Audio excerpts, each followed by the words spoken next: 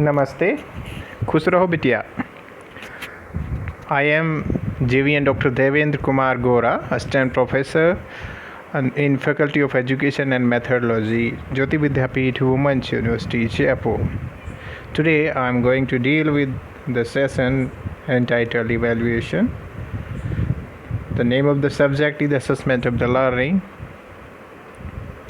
in Discipline of Education. What evaluation is? Evaluation is a process of gathering and interpreting the evidences on changes in the behavior of the students as they progress through the school.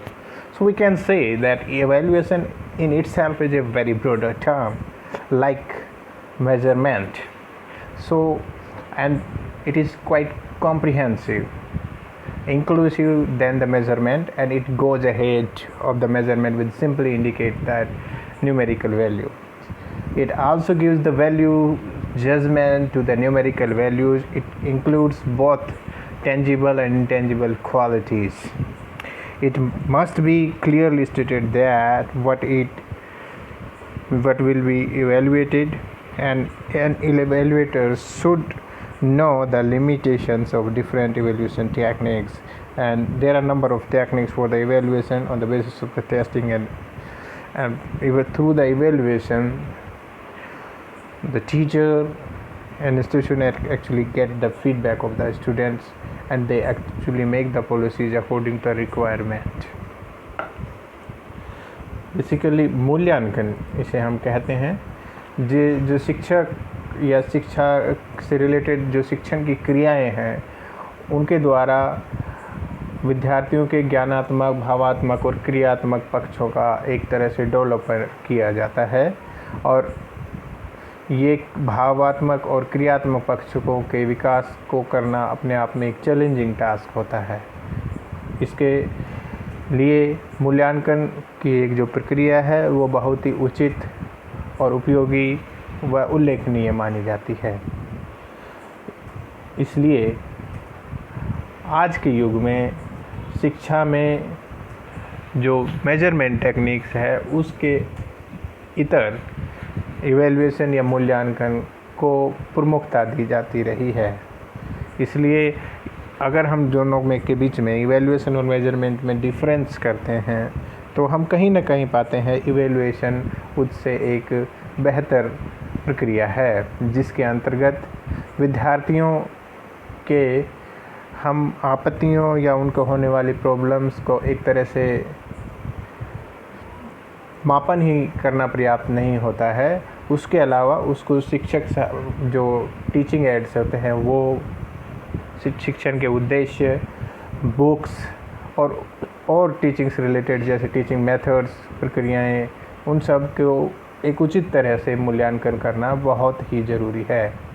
और शिक्षण प्रक्रिया के विकास और सुधार के लिए ये जो मूल्यांकन की विधि है यह बहुत ही उपयुक्त है, उल्लेखनीय है, जिससे कि इसका प्रक्रिया का विवेचन किया जाता है।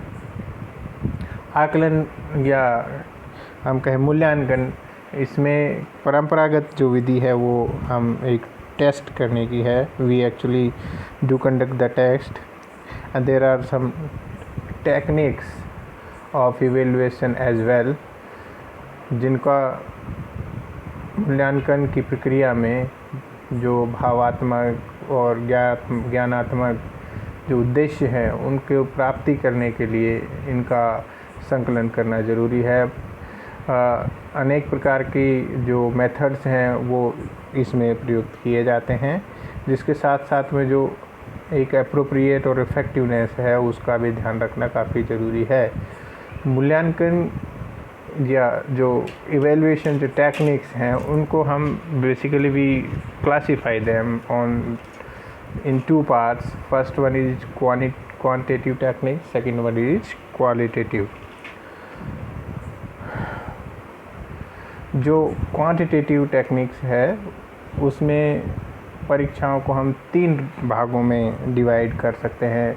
या एक first one is written exam, oral exam, experimental techniques, and second one like in quantitative techniques, there are cumulative records, observation technique, rating scale, and anecdote records. These are the 4 things that are used in evaluation, qualitative evaluation.